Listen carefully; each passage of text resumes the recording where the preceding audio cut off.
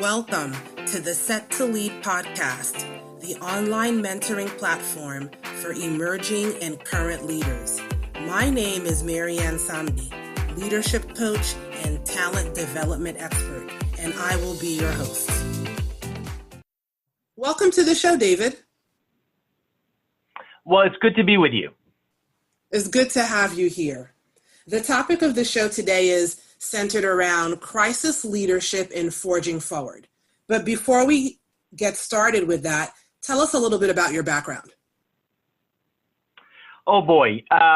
So I'm actually 95 years old. Your listeners may not recognize that because I sound and look fabulous, but three phases to my background. I'm originally from Iran. I came to the U.S. in 1981 with a suitcase, $100, didn't know anybody, didn't speak a word of English. Came here, finished high school here. I got my Eagle Scout here, grew up in Atlanta where I live now. And really that first phase of my education and career was in technology. So IBM, Silicon Graphics, business objects, sales, marketing, business development. In the second phase, I really gravitated towards consulting. And after graduate school, I went to Emory for grad school and got recruited as president of a startup. So I went to New York, raised a round of funding. And then I spent some time in the private equity world. And this most recent phase, I've been on my own for a number of years doing really strategic advisory work around innovation to uncover new growth opportunities. Marianne, I don't know any organization that can cut its way to growth. So what I get excited about is really helping phenomenal leaders uncover new growth opportunities. And my special niche is really through their strategic relationships. So I speak, I advise, I write, and I'm also an adjunct faculty at both Emory University and Vanderbilt in their executive education programs. Wow, what an interesting background. And all of that without even an accent, because I don't detect an accent in your voice, being that you said English was not your first language. That's true. I literally came here as a teenager, didn't know anybody, didn't speak a word of English, and I genuinely feel blessed. I'm your quintessential immigrant story and legal immigrant story, and a chance, the incredible opportunity that's presented to all of us in this country to really gain an education and build a better life and stand up on your own 2 feet. Excellent. Thank you for sharing that with our listeners. You've coined a term. My pleasure. Yeah. You've coined a term called curve benders. Tell our listeners what that means. Sure. So I've been a student of business relationships for the last really 2 decades. And through my work, early on, I felt, and I still some ways feel like a one-man crusader with carrying a flag that says relationships and building relationships are more than just a soft skill. It's just more than a nice to have. It's more than, the extroverts have it and the rest of us don't. And we've proven that they should be more intentional. They should be more quantifiable. And as such, they should be more strategic in our personal and professional growth and in getting things done. So over the years and throughout my books and throughout my writing, I've been talking about this idea of strategic relationships.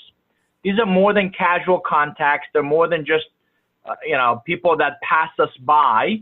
They're the ones that we're very intentional about investing in. And there's mutual value in these relationships. And Marianne, they often push us to really become the best version of ourselves.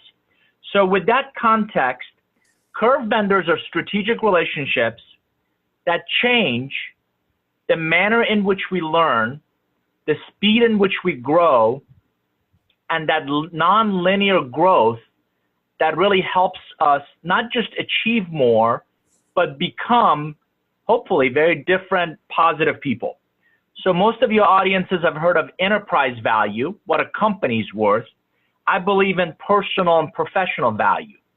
And curve benders in this idea of future of work dramatically enhance our personal and professional value. Okay. So give us an example of a strategic relationship. Sure. So it could be a past boss. It could be a mentor. It could be someone. And I'm really curious. And then writing this next book, I've been thinking about this idea of people that come into our lives. And as I said earlier, they push us to think about, imagine, and become the best version of ourselves.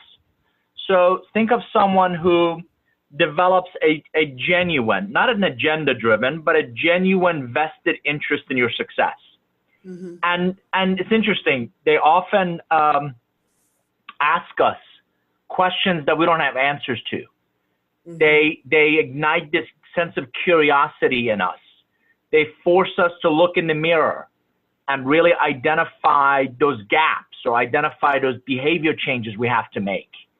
And they encourage us. They're cheerleaders, they're advisors, they're sounding boards, mm-hmm. and all in one. And what I really get excited about is curve benders, as I said, really help us not just achieve, right? This isn't about getting that next sale or completing that next project. They help us become that great leader that we've observed in others. They help us become that really caring and insightful leader. They help us think before we speak. They dramatically, and if not profoundly, elevate us to a very different level.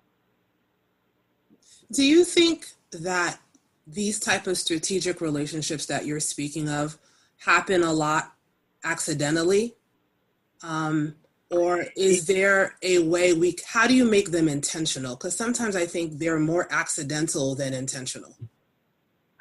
Sure, right? So I've actually met some of my best clients on airplane seats, right? And they could have sat anywhere else, or I could have sat anywhere else, right? Mm-hmm. Or think of all the people we meet at a conference when we used to go to conferences and events, or just very serendipitously. So that's a great question.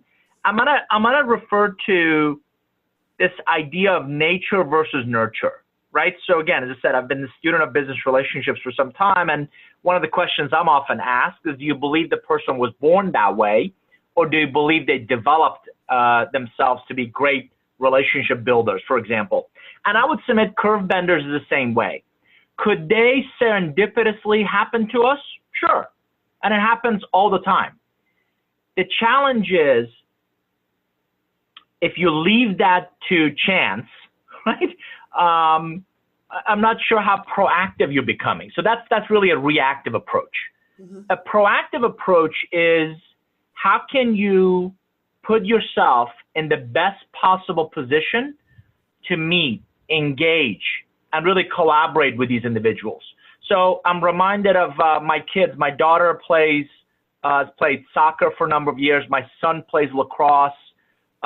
If you've ever played those games, or you have kids play them, or you've observed them, you know, these dynamic games that are constantly moving, right? So again, soccer, lacrosse, hockey, most people will tell you that 90% of those games are played when you don't have the ball or the puck, right? Mm-hmm. So the question always becomes, where should I be? What should I be doing? How can I put myself in the best possible position for myself and my team to succeed, right, when I do get the ball? Mm-hmm. And I think curve benders, particularly since we're talking about this idea of future of work, right, that's exactly the same mindset you need with curve benders. What could I be doing? What should I be doing? Where should I invest my time, effort, resources to really be in the best position to meet these phenomenal relationships that we've proven can have a profound impact on your life? Right. Yeah. So if you want something, if you have a goal, you need to be a little bit more strategic, especially when it comes to who is investing in your life. And we have control over that. That's what you're saying. That's exactly right. And it starts with, I've always told people that building great relationships starts with a great conversation, mm-hmm. right? A conversation starts with often really great questions.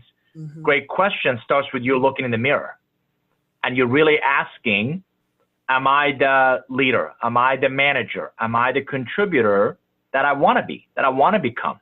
Right. And if the candid answer is no, there's a lot I know, there's a lot I'm very good at, but you know what? There's also opportunities for me to grow. Beautiful. Where are those? Right. Where are those growth opportunities for you that you can immerse yourself into to really then, and be vulnerable? That's the other thing. There's a whole chapter I'm writing about destigmatizing vulnerability, candor, and failure, right? So if we're vulnerable enough to say, Marianne, there's a lot I know, but you know what? There's a lot I don't know. And it's okay not to have an opinion on the things you don't know. And your best course of action is just ask a lot of questions and surround yourself with people that you can learn from and grow through. My dad drove into us as kids. Life is just way too short for you to make all the mistakes yourself, right? Surround yourself with people that you can learn from and grow through. David, what do you believe should be on top of mind for every professional who wants to remain relevant now and into the future? In addition to what you said already, intentional strategic relationships and being vulnerable. So let me, absolutely. Let me give you and your audience 5 things to think about. So number one, your relationship portfolio, right? Really thinking about your relationships as a big asset, if not your biggest asset, and really thinking about who are your relationship, assets, and are there some potential liabilities, right? So I've always believed people you call colleagues, people you call customers, people you choose to work with are also contributing to your reputation, right? So we've identified 15 forces that we believe in the future of the way we work, play, live, and give will dramatically impact our lives. This whole COVID-19 is one example. It's a black swan event. So other areas like, storytelling, other areas like co-creation, other areas like, volatility, those are all going to impact us. So identifying those forces that are going to really impact your life, your livelihood, the capability gap I mentioned by looking in the mirror, right? So if I know my now, how can I more proactively think about my next? And in that journey from now to next, what are those capabilities that I'm going to need to remain relevant? So Marianne, I'm 52. I envision working for the next 20 years. I genuinely believe work is going to change, and we're seeing that in somewhat today, right? Much more digital, much more immersive. So what are those skills? What are those capabilities that I need to learn and brush up on, right? So strategic relationships, these forces that impact us, capabilities gap, this idea of non-linear growth. So for most of us, growth is linear. And I'm going to take you and your listeners back to your first algebra class. Linear growth is just 45 degrees, right? It's just a straight line from bottom. Must we go back to algebra? What?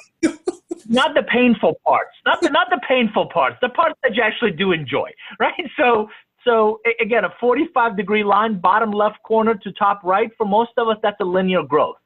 Now think about that tradition, that non-linear that looks more like a hockey stick, right? So it dramatically shortens and it goes to a different level. That non-linear growth improves dramatically, Marianne, improves your value. So if you're inside a company and you want to get promoted, if you want to get recruited by somebody, if you want to go out and go on your own, a number of success metrics we've looked at directly correlate with that non-linear growth. So that's going to be critical, particularly as our economy and our technology all around us is going to continue to move faster. The last thing I want your audience to think about is none of us can predict our future. Every one of us can plan. And in the book, I talk about if you've ever used the navigation app Waze. I've lived in Atlanta for a number of years. I feel like I know my way around, yet we use Waze and it takes me through this bizarre neighborhood. And a lot of times what I feel like is in the wrong direction. And then you come out on the other side and what you don't know is it just bypassed massive amount of traffic or an accident or a tree down. So Waze is an example, and jokingly our family says never doubt Waze because we've we've doubted it, and it causes all kinds of issues. And right, so what if you were able to develop a personal roadmap in this journey from now to next? Sounds like a good plan to me. It might be a little difficult. It might take some time, but beneficial. And it will require you to learn, unlearn, and relearn. And I think one of the things we have to unlearn, like you mentioned, is this nonlinear approach. Give the audience, David, if you can, some examples of what a nonlinear approach would look like. Sure. So let me use our history to then help extrapolate it forward. I read a really interesting a piece that when television first came out, they would broadcast radio shows because that's what they knew, right? They knew radio, and they said, well, people would want to see these radio shows, right? So I find myself and my clients at a very similar intersection in that this pandemic, this global pandemic, is forcing us to accelerate innovation, to really think about what we do and how we do it very differently. Marianne, particularly if your value, the value of what you deliver, is predicated by physical proximity, if you have to show up, if you have to deliver that value. So I speak, right? I speak 50, 60 times a year. I genuinely don't believe I'm going to get back on a stage for at least 12 to 18 months. So if I can't deliver my value on a stage because there won't be events or conferences, how else can I deliver that value? Well, linear growth says, take what you've been doing and just take it online. The problem is the energy, the presence, our tactile interaction with others on that stage and amongst crowds cannot be translated through a video camera.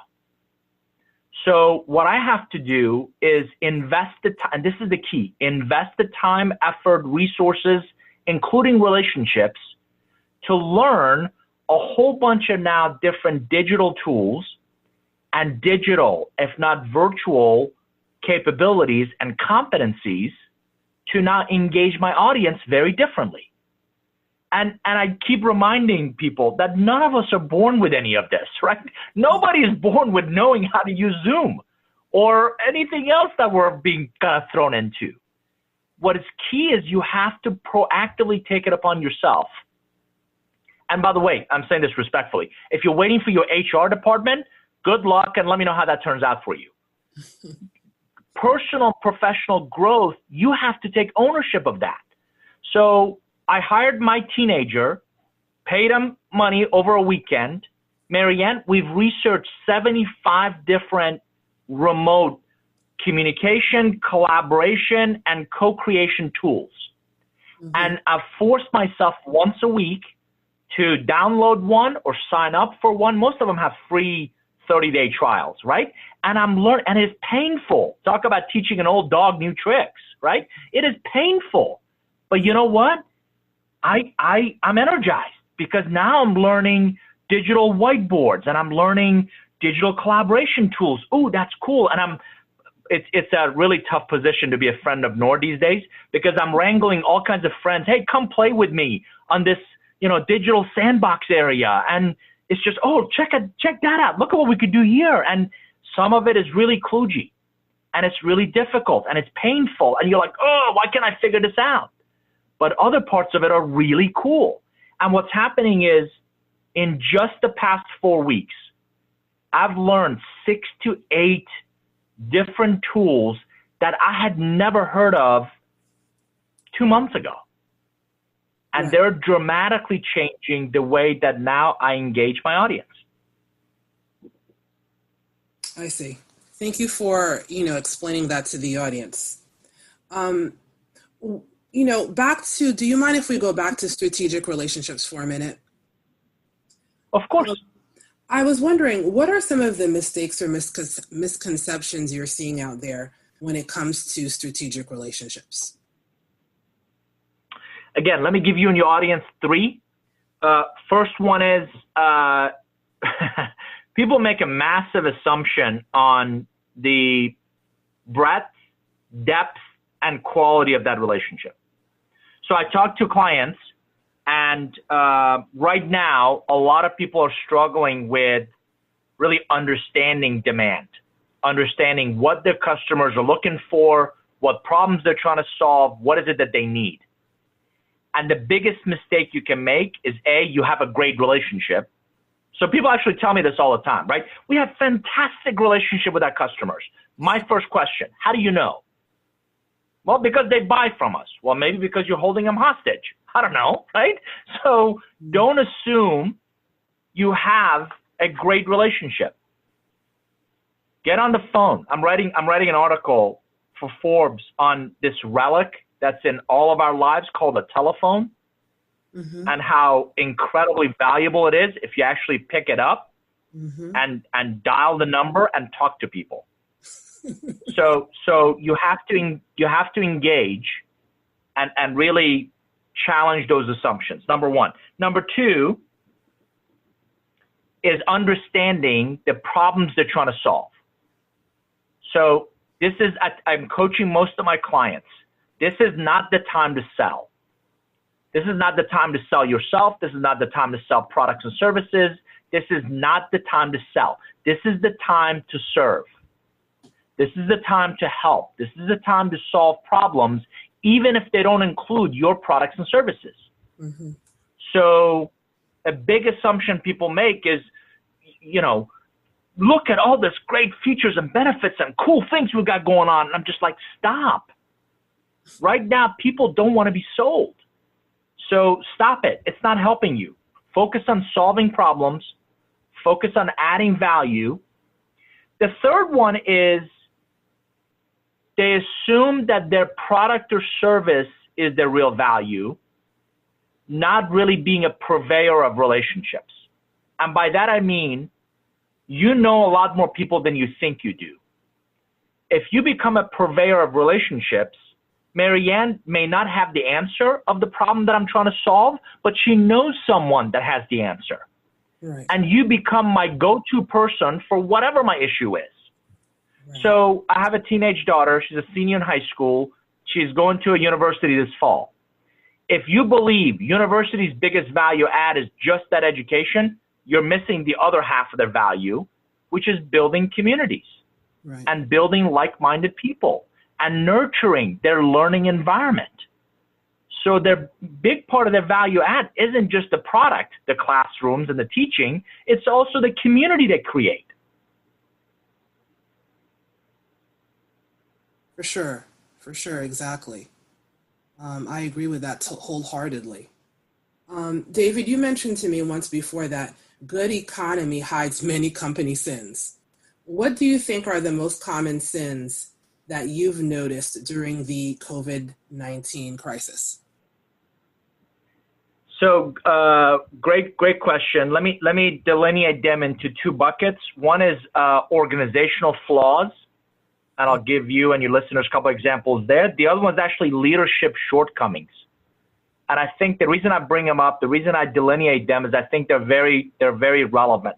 So in terms of organizational flaws, the biggest one is that innovation is a luxury.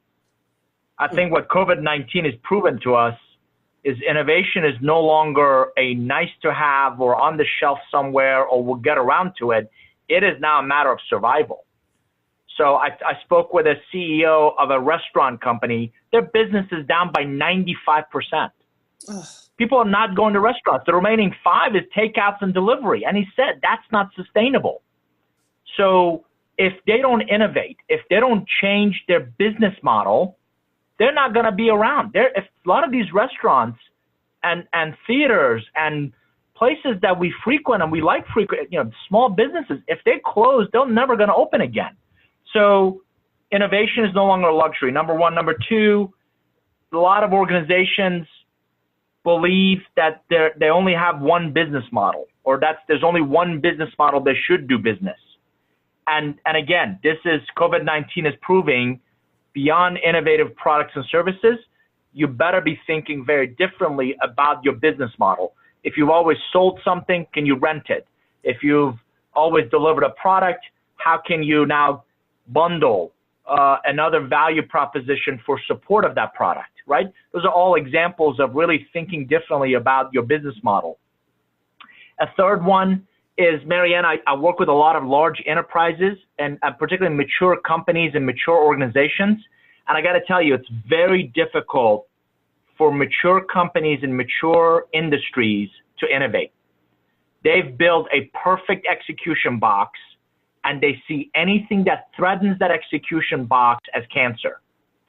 And I have several friends that are in these jobs, so I jokingly call chief risk officers, chief compliance officers, chief legal officers, oncologists, because their job is to dig out that cancer, right? Mm-hmm. And what big organizations, I would say medium and big organizations desperately need is a chief entrepreneur, right? Mm-hmm. Somebody who's constantly thinking about different facets, different aspects, different kinds of business models we should be thinking about. So that's all on the organizational flaws. Very quickly on leadership shortcomings, speed and agility.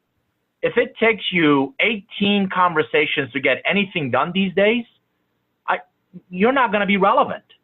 I struggle with leadership mindsets that allow small minds to squash big ideas, mm-hmm. right? I struggle with organizations and leadership styles that prevent progress so it can wait to become perfect. As a matter of fact, startups have a saying that if you're not embarrassed by what you put out in the market, you've waited too long. So large organizations just can't grasp that concept. Mm-hmm. The biggest one that I want you and your audience to hear is mediocrity versus meritocracy. So forget tenure. Who cares that you've been here 35 years? Say it again. What I care about is the merit. Yeah. Yeah, what I care about is the merits of your ideas and your perspective and your lens and your hustle and your work ethic and your ability to not just defend status quo, but challenge it. That's what's going to set companies apart. I know. I just remembered you prefer to be called Nour, right? Opposed to David. Correct? I do. Friends call me Nour because we all know way too many Davids, and it's just Nour is easier to remember. Okay, well, you're my friend, so I'm going to start calling you Nour. Nour. Perfect. Okay. To your last point there, people don't want to rock the boat. That's what I hear consistently. They don't want to rock the boat, so that's why status quo is best. What are your thoughts around that?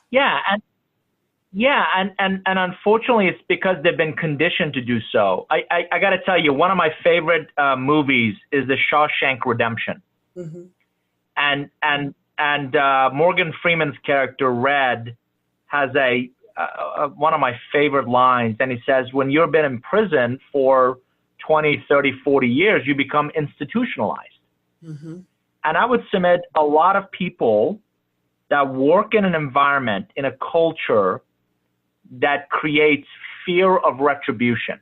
Yes. A culture that doesn't encourage intelligent, prudent risk, develop this institutional fear of saying something, testing something, trying something.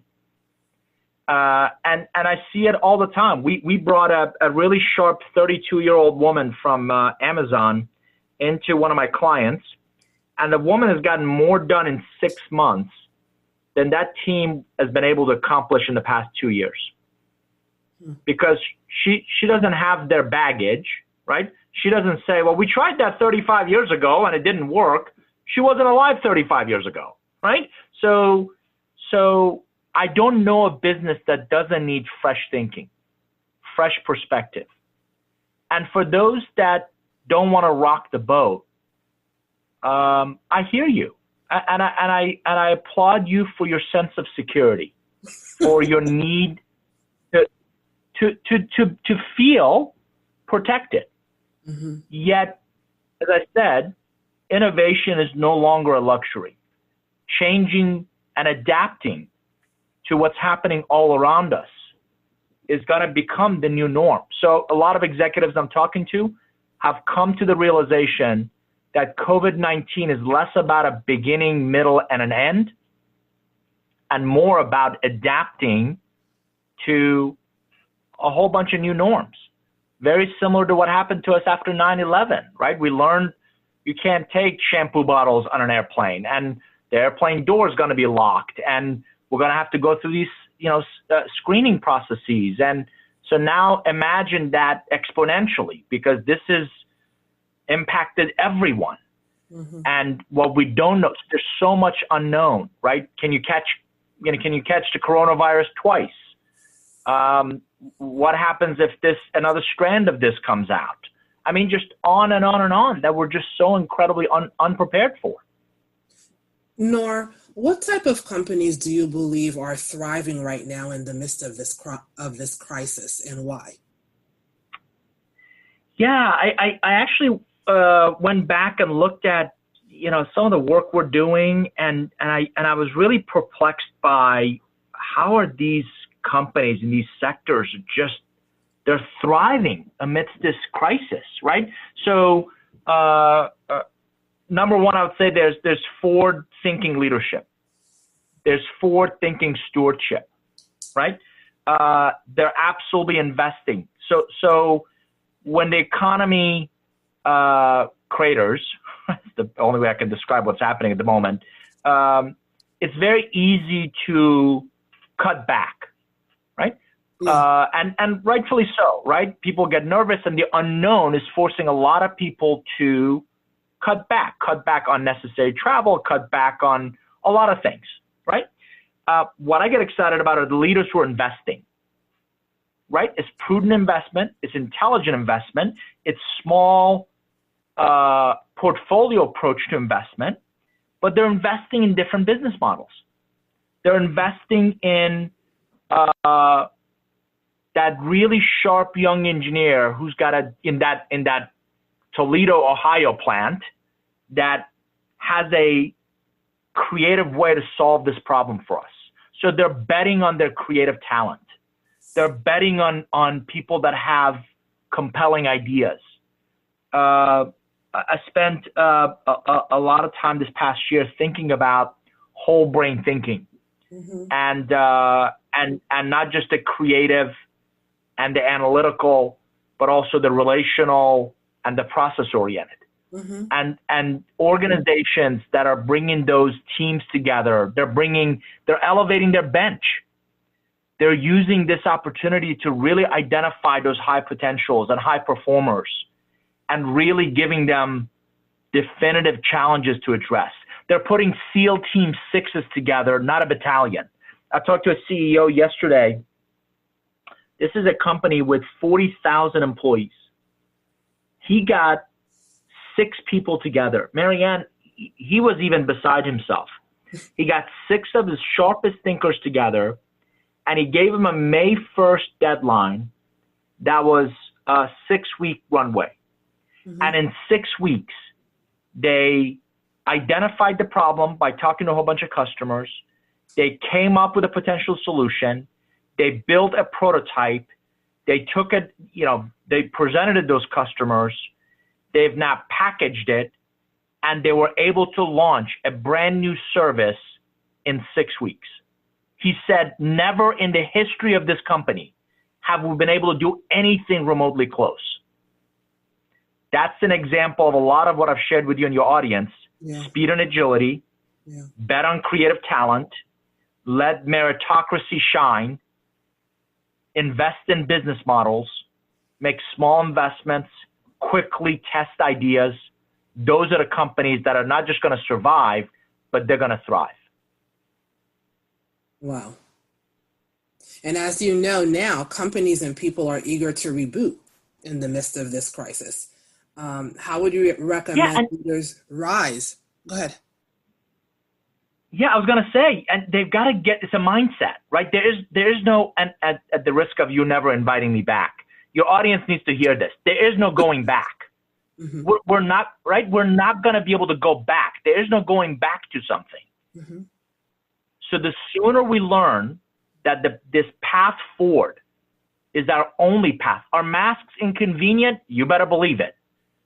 If a 6 foot I'm a hugger, right? I love hugging people. You know what? Not going to be able to hug anybody anytime soon.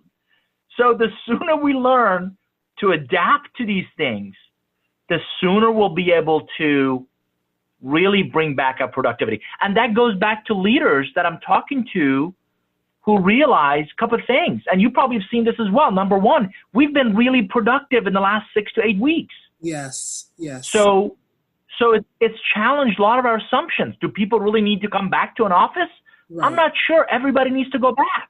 Right. It's challenged a lot of our assumptions around environment. Have you seen how beautiful our skies are lately? I haven't seen that. Right? They look as nice to me as before. When there's jellyfish and dolphins swimming around Venice, right? And there's, skies are clear, and Manhattan has never been, or Hong Kong, or any of these big cities have never been less smog-free. I mean, it's challenging a lot of our assumptions.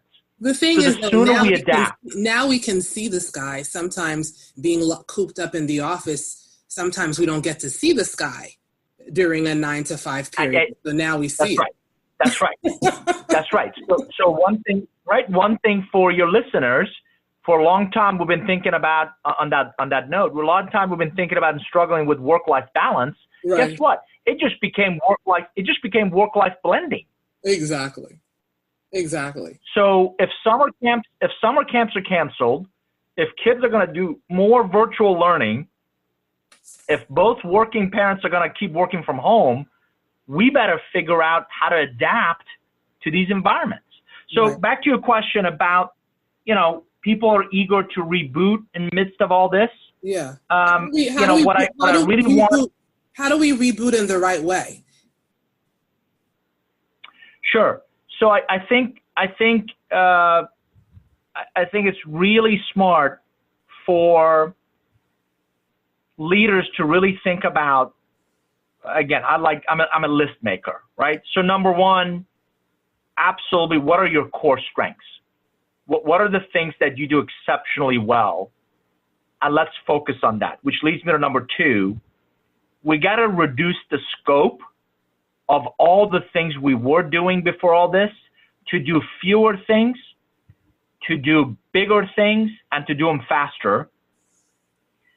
Number three, I think organizations and leaders need both a defensive strategy.